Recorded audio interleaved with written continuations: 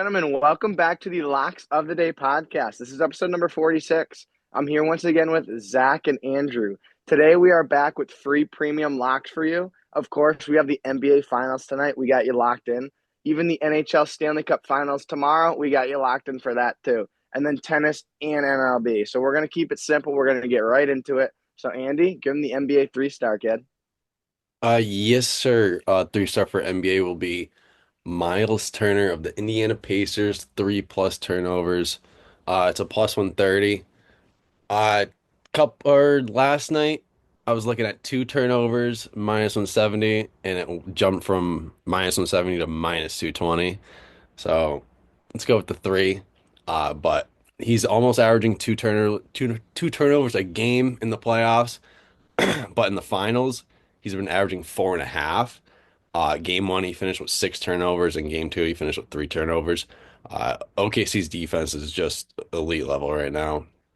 They make their opponents just play very fast pace, which can lead to steals, blocks, forced turnovers. They just it kind of feels like they have six guys out on the floor sometimes. It kind of reminds me of the Florida Panthers. Just I mean, completely different sport, but like seems like they got six guys on the ice too sometimes. They play so well.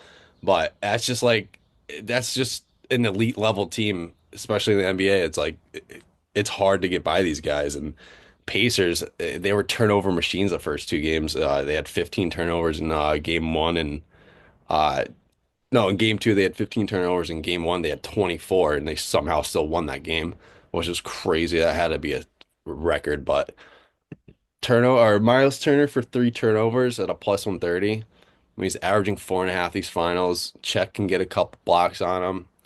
Maybe a couple little shot clock violations or something. Give him a little something for Miles Turner though. So lock that one in, and Zach will give you a two-star.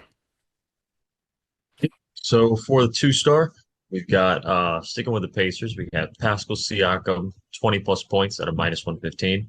I like his home and away splits here, which is why we're rolling with this. Siakam has played 8 home games so far in these finals. He has gone over the 20-point mark in 5 of the 8 games, and in 3 of those 8 games, he's put up 30.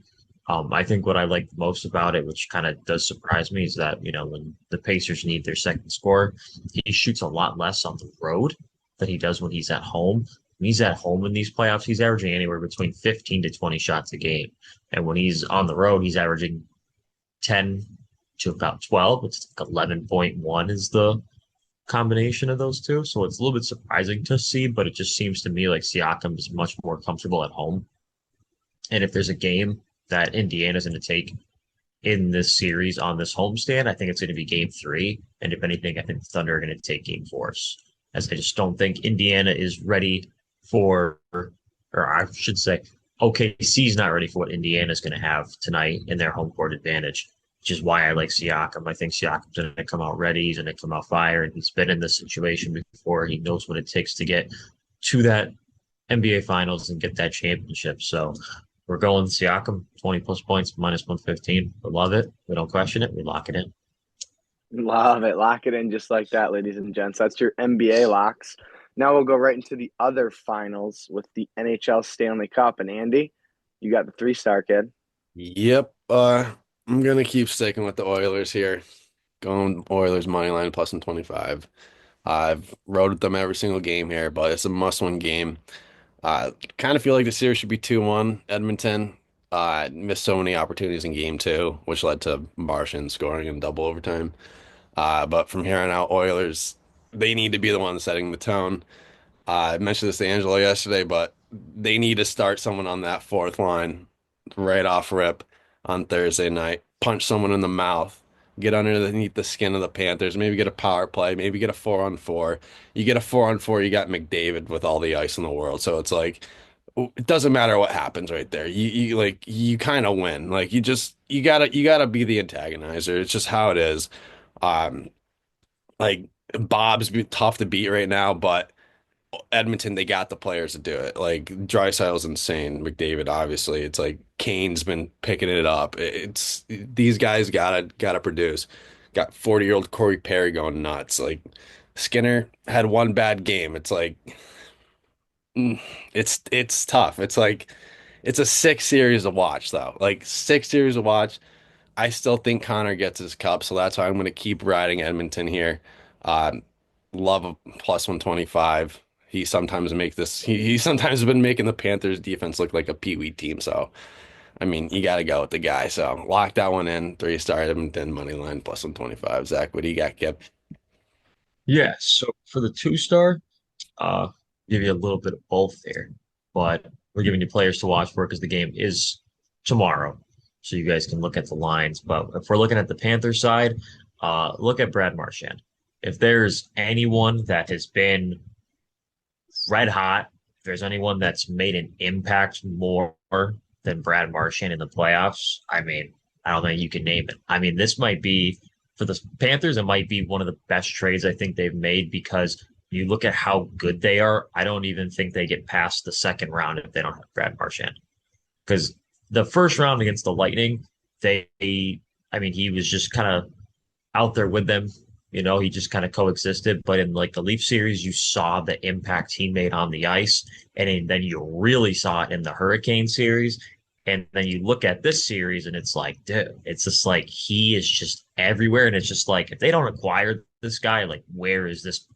Like, where is this Panthers team? And I don't think they're in the finals right now. If there were, I mean, if I could have found it last night, if there were Conn Smythe odds, I'd tell you, I'd sprinkle a little bit on Marshy because he has to be one of the top runners right now for this. Because whether it's stats, whether it's on like the stat sheet or not, this guy's impact on this team has literally helped them to get almost back-to-back cups with the way things are going. Because I mean, I can tell you, I'm shocked by how much one guy has been able to turn around a team because I don't think Florida would be in the position that they're in. But for him to get a point, it is minus 110, which kind of a little bit surprised by that. But to score a goal is plus 240. I mean, really here, I would take a point at a minus 110 just because, you know, you're at home. And in these 3 games, I mean, Florida has scored 3 goals, 5 goals, 6 goals. But like you said, Edmonton needs to win this game going back home for game 5. So I expect this to be like another 5-4 game like you saw in game 2. So a lot of points getting put up. So what does that mean? You got a lot of people recording points, a lot of people scoring goals. We got a lot going on. So Marshy minus 110, I do like, are for the Panther side. For the Oilers side, you mentioned him, Corey Perry. Corey Perry is a guy that is gritty, he's grindy, and I'll tell you, he is hungry for another cup. Saw it the other day on Instagram, man. Ducks beat the Senators 2007. I was like, holy crap, that was 18 years ago. I feel old. But I saw him. He was hugging in the line. It was Getzlaff. It was Scott Niedermayer. I want to say Jaguar was in net, and he looked super young, full beard. Well, like a really nice full. You know, actually cared about his beard, kind of, sort of. And I was like, God, he had to have been like 22 years old or something like that. And I was like, holy shit, he's still playing.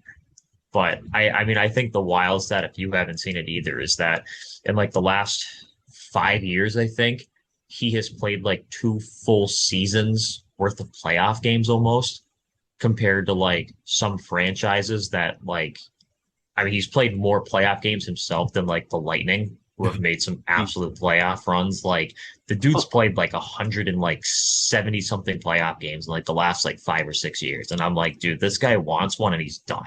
He That's wants one. He's probably gonna finish it up because he won one so young and he never got back there, and then he's been there like 4 or 5 times now and just can't sniff it. But him for a point right now is kind of varies. ESPN has it at plus 130. Fanatics has it at plus 120. That's kind of what he's been. I mean, that was kind of what his range was in the Western Conference Finals when he played Dallas. So I kind of like that here. I mean, him for a goal, it's around a plus 280 to a plus 300. But I mean, with the way that those two offenses have been playing in the finals, I mean, Corey Perry for a point, you're getting him plus money. Pretty much you get Brad Marchand for a point plus money. I mean, I like both options. I love it. I've done my yapping, but Brad Marchand, Corey Perry, watch out for him tomorrow. Look at those lines because that could be a steal and you can really make some money out of it. Beautiful. There's both your finals locks for NBA and NHL. Like he said, NHL will be tomorrow, NBA tonight. So get those in. Now I'll roll it right into the tennis locks for you. There's only a handful of matches that start after the pod will be out. So here's two of them. It starts scheduled to start at 11 a.m. Eastern time. It's a women's match. Madison Keys, 3-star. Madison Keys -5.5 at a -165 versus Anastasia Zakharova. Now, Madison Keys is number 8 in the world, while Anastasia is number 111 in the world. Grass season is now underway. The best time of the year for tennis. Wimbledon coming around, you know the deal. And that's obviously what this match will be played on. Anastasia is already 3-0 this grass season, playing halfway decent, while this will be Madison Keys' first grass match this year. But Keys is 14-3 in her last 17 matches on grass, with her losses coming to top players only, like Sabalenka, who's number 1 in the world. Keys is no debate the much better player here and much more experienced than the 23-year-old. And I realistically just don't see Anastasia staying too close in this matchup just due to all the weapons Keys has in her game. So I simply just don't think she'll be able to handle it, and that's why we are riding Keys this match. It really could be a blowout. So lock in a 3-star Madison Keys -5.5 at a -165. Then moving on to the 2-star, scheduled for 2:30 p.m. Eastern time. Luca Nardi wins 2-1 sets at a +250 versus Elias Ymer. Now, Nardi is number 98 in the world, while Ymer is number 260 in the world. Nardi is the better player overall in this matchup, especially on clay. He's 6-8 this season on clay, but his losses have come to players like Alex de Minaur, Fuskovics, Michelson, Morozin. I mean, all guys who should be beating him. So I don't really count those. Ymer, on the other hand, isn't a complete scrub. He's just not very consistent. And last match, he played exceptionally, though, beating another Italian, Zeppieri, and serving lights out. So, I mean, I'm thinking Ymer can carry that over, and he might grab a set this match and challenge Nardi. And in the end, I still think Nardi edges it out on him and wins. So we're going to lock in 2-star Luca Nardi wins 2-1 sets at a +250. And those are your tennis locks. Now I'll roll it right into MLB. And Andy, give him the 3-star, kid. Yep. MLB 3-star will be Tigers at money line -110. They're playing the O's. Tigers are still rolling like they were last year, but same kind of can't really be said for the O's. O's just have no pitching, and their hitting is not like they were last year. You'd think they lost like a fuck ton of guys, but they only really lost like 2, 3 key guys. Thing is, all their pitchers are hurt. So you got like guys like Grayson Rodriguez, supposed to be the O's ace this year, hasn't touched a mound yet. Kyle Bradish, very solid pitcher who got hurt in 2024, still hasn't thrown a ball yet. It's like it's hard to bet on the O's, especially when they're going up against a team against the Tigers. I mean, they're just disgusting still. Uh, they've been absolutely dialed with the bats. Everyone in that lineup's literally batting over like 220. It's like if you look at a team that has a couple people slumping, it's like they're batting like 170, 180. It's like everyone on that team's batting over 220. It's like, what in the hell? They're a top 10 team in home runs, top 6 team in hits, and a top 6 team in runs scored. It's like, what the hell? And then for pitching, you got Casey Mize on the mound today. They're top 4 in lowest ERA, top 10 in Ks. They've let up the fourth fewest earned runs, and they have 7 shutouts as a team, which is like third or fourth best. This team is fucking stacked head to toe. It's like look out for this team again in October. They're gonna go fucking deep. They keep the bats hot around that time. Pff, my lord, Tigers money line -110. Lock it in. Zach, how you doing? We're doing great over here. 2-star, we got White Sox +1.5 at a -150. Now the White Sox this season are 23-44. You wouldn't think they'd really have much success, but they've had success against the Astros. 3-1 against the Astros so far. Kind of surprising. Can I name you 5 guys in their lineup without looking? Probably not. However, they found a way to win games.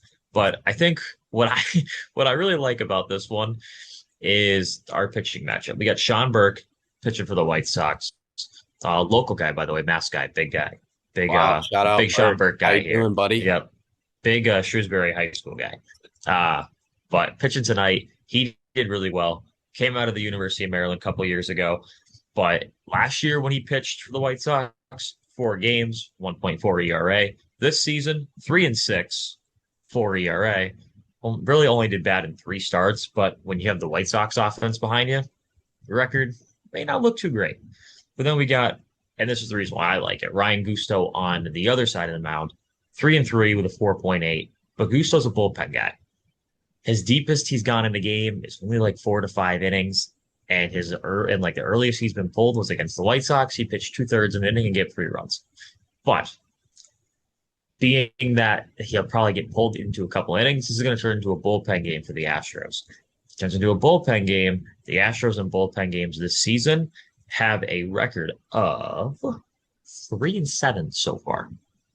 And this is for a pitcher that doesn't go more than 4 innings.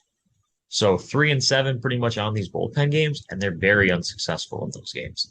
So I could see this really working in the White Sox favor as the game tomorrow for the team to take the series. Framber Valdez is pitching for the Astros. They're not losing that game. With the way that guy's been pitching, that White Sox offense might put up 5 hits if they're He's lucky. on like a 7-game win streak. Yes. Yeah. So I think tonight that if the White Sox don't win, then they're going to keep this one close. +1.5 is where it comes in. Then, if anything, Astros dominate tomorrow, and these two teams carry on. But that's what I think I love the most about this is that just the like between the pitching matchups and how things are going. And Sean Burke is also rolling. He just played, as you mentioned, them the Tigers this past week, 7 innings, only 2 runs, kept them in it, lost that game. What was the score? 2-1. Huh. I wonder why. Poor Sean Burke. He's got some guy named Tim Elko playing first base for him. Couldn't tell you who the fuck that is. Sorry, Tim Elko, for disrespecting you, but I mean, I'm just saying, it's like besides maybe Robert and Benintendi, I don't know who the heck these guys are. So I mean, he doesn't have much to. Oh well, and Kyle too, but that's it. So I mean, I don't know who else we're working with here, but they've won 23 games. So, I mean, they're not terrible. They're not Rockies bad. They're getting better. They're not going to lose as many games as they did last year, but I think their pitching's good, and I think they got a lot to look forward to. But in this one, it's going to be their lineup that's going to have to put together like a 4-2 win that they had yesterday. So White Sox +1.5, -150. We're rolling it, and we're going to lock it in. Love it. There's all your premium locks of the day for free. Ladies or gents, you got anything else? Oh, good. We're all set. Almost said ladies and gents. I'm like, oh, those ain't no ladies over there. All right. Well, thank you very much for tuning in to Locks of the Day, podcast number 46. And we will be back next Thursday to see you. Don't forget, get those NBA, NHL, tennis, and MLB locks in before it's too late. We'll see you. Peace.